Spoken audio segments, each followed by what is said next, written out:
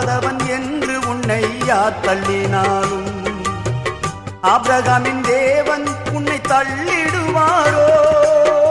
தஞ்சம் என்று வருபவரை தள்ளாத நேசரவர், தஞ்சம் என்று வருபவரை தள்ளாத நேசரவர்.